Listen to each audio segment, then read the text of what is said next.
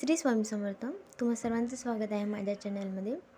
हा जो व्हिडिओ तुम्हाला दिसत आहे हा प्रज्ञावर्धन स्तोत्राचा मी अपलोड केला होता शॉर्ट व्हिडिओ. तर त्याच्यामध्ये मला कमेंट आली होती की खूपच सुंदर आवाज आहे, प्लीज फुल व्हिडिओ मंत्र अपलोड करा ना ताई प्लीज. तर मी तो थोडक्यात म्हणण्याचा प्रयत्न करत आहे. तर तो माझा आवाज नाही आहे, तो ओरिजिनल जी सिंगर आहे त्यांचा आवाज आहे आणि आता सध्या जो म्हणणार आहे तो माझा आवाज आहे.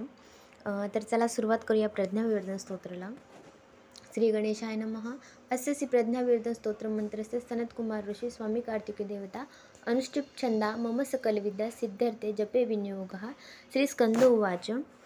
योगेश्वरो महासेन कार्तिकेयो गिरिनन्दनः स्कन्दकुमारसेनानी स्वामी शङ्करसम्भव गाङ्गेयस्ताम्रचूडश्च ब्रह्मचारी शिखिध्वजः तारकारिरुमापुत्र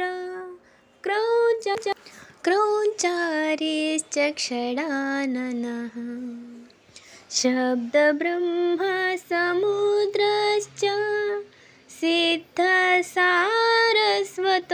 गुहः सनत्कुमारो भगवान् भोगमोक्षफलप्रदः शरजन्मागणाधीश पूर्वजो मुक्तिमार्गकृत्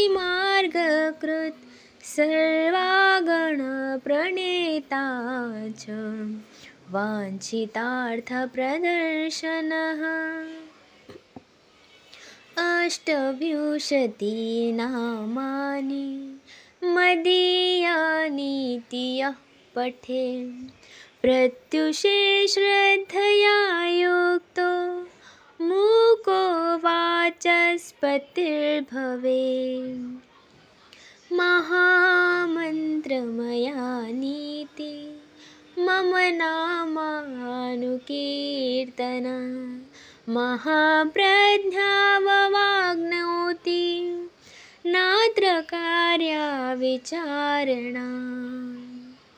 तर असा हा माझा छोटासा प्रयत्न होता. तर तुम्हाला कसा वाटला माझा आवाज नक्की मला कमेंटमध्ये सांगा. श्री स्वामी समर्थ.